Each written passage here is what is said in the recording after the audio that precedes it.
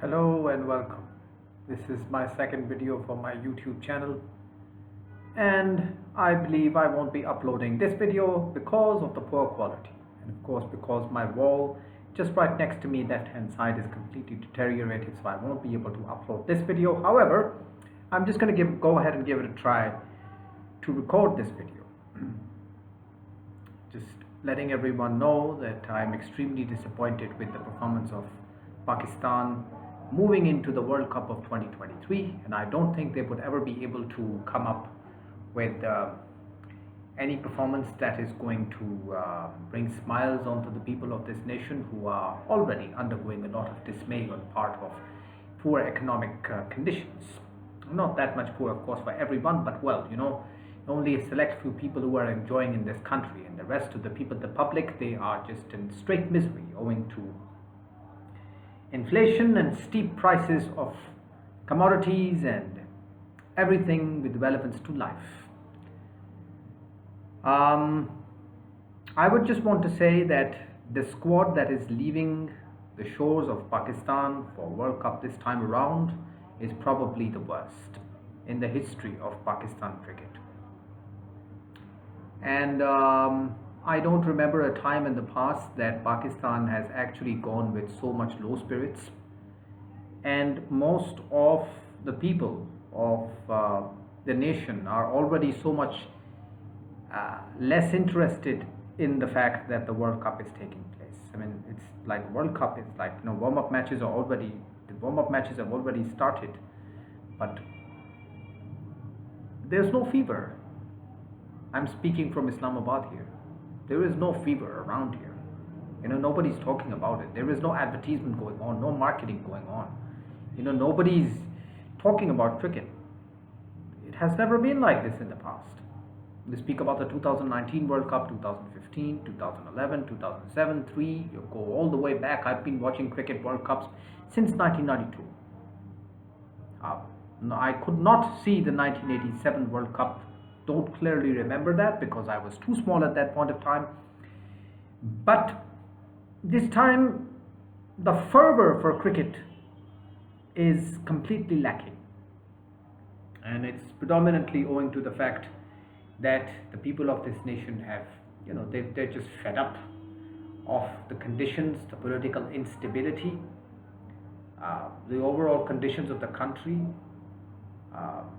So whatever nationalism that used to propel out of the fervor for cricket World Cups seems to have a complete lack thereof this time around. I would just want to say that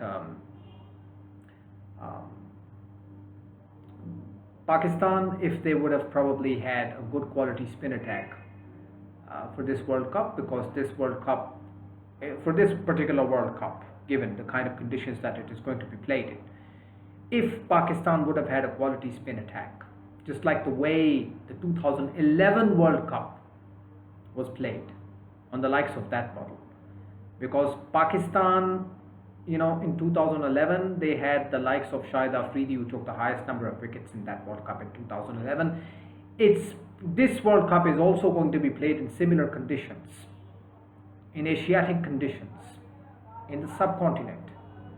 So it's very, very important that Pakistan should at least have a good spinner, a bowler who would hammer the ball into the wickets. You need a bowler like that. And in the likes of Shahid Afridi, you definitely had that bowler. You had the world's best off spinner at that point of time, the best spinner in the world, Saeed Ajmal, at that point. Pakistan had as an asset. So Mohammad Hafiz was a very useful cricketer also. But this time around, it's a complete lack thereof. Our batting is very, very poor at this moment. Very, very poor. And the only person that we can hope can perform is going to be Babar Azam. Babar Azam, there's a lot of pressure on him. And the only way Pakistan can miraculously do anything, going into the semi-finals after a league tournament that is going to be played 8 matches that they need to play, 8 or 9 matches.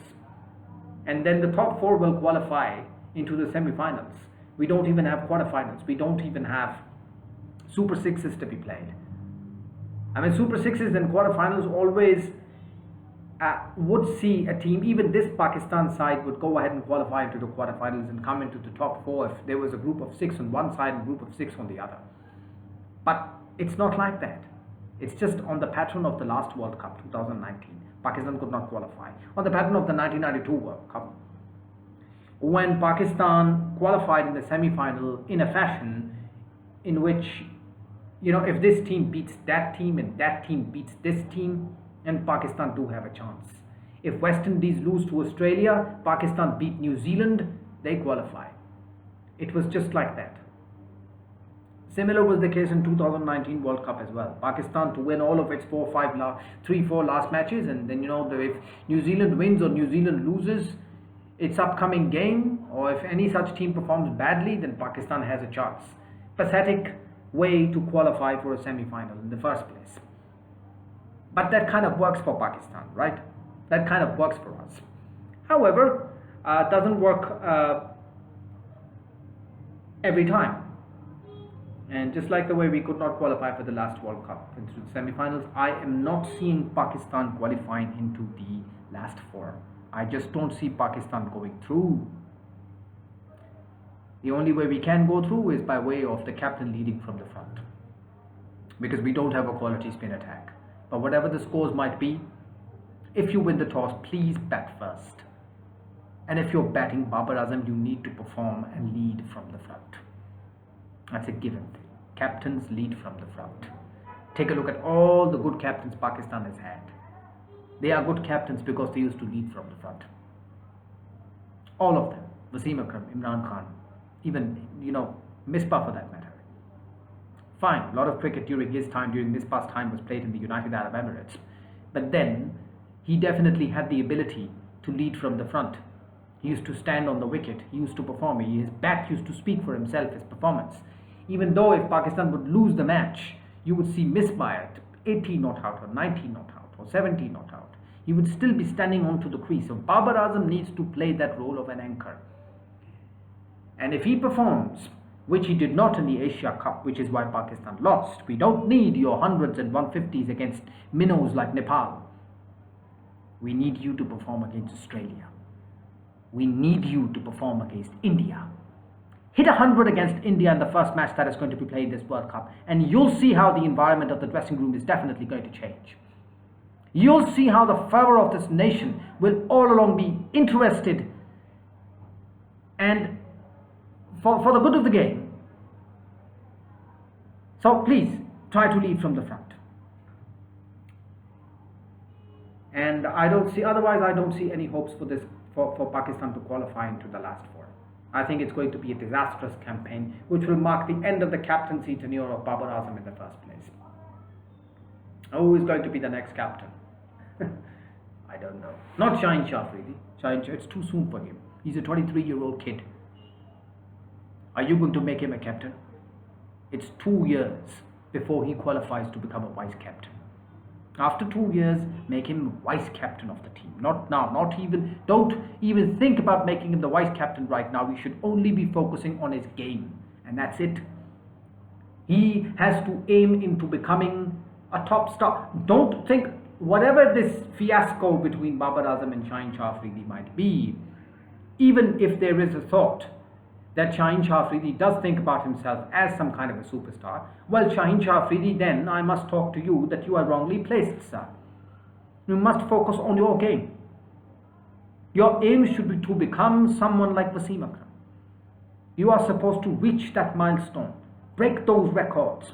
You're supposed to take 400 wickets in test matches, 500 wickets in ODIs, become a bowler like him. That should be your aim. That should be your target, because that was the target of all the great bowlers this country has produced. Waqar Younis, Wasim Akram, all these bowlers had milestones. They had benchmarks to achieve. That's what Shaheen Shah Afridi, you should do. Stop focusing on the fact that if you have become a star, you should behave like this or that or whatever. No. You will become a mega star, top star, out of this world. But not now. Not now. There's a long road ahead for you to travel. By all means, do consider yourself a star. Look at your father-in-law, Shahid Afridi. He never used to consider himself as some kind of a star. It took him a good 10-12 years. He spent a very turbulent kind of a time with the Pakistan team. He was in and out. He was in and out. There was a time when, Shahid Afridi was not even part of the team. The only way people started recognizing him as a superstar actually was after the 2011 World Cup, when he was the captain of the team. He took 23 wickets in the 2011 World Cup, and let me tell you, he led from the front. Captains lead from the front. Shahid Afridi, I'm not talking to you, I'm talking to Babar Azam. Shahid Afridi, you need to focus on your game. It's a good 2 to 3 years before you become vice captain, and a good 4 to 5 years after which it will be contemplated to promote you to captaincy. If you want to become the captain of the team, first perform with your ball, and then it's going to take about 4 or 5 years for you before you actually get promoted to the rank of captain. Not before that time. Your destiny is somewhere else. You have to become a fast bowling superstar if you really want to become one. That's not going to be through captaincy. That's going to be through your performance. Perform, sir. And Babar Azam lead from the front. We want hundreds from you. Not against minnows like Nepal, but big teams. Let your bat do the talking. Even if Pakistan loses, if you'll make 100 in the board, it will send a very different message out to the opposition, to all the remainder teams, as well as in the dressing room, in the management, as well as in the entire country. The entire country will then love you. But at this moment in time, I have no hopes for Pakistan to qualify. I absolutely don't think that our team has the kind of caliber or talent or the quality to do anything beyond the league stages. Of course not. Top 4, forget about it. Quarterfinals, if there would have been any, maybe, yes, of course. Top 4, Pakistan could qualify. The group of 6 here, 6 there. That's that. End of the video. I'll post more. Thank you. Bye-bye.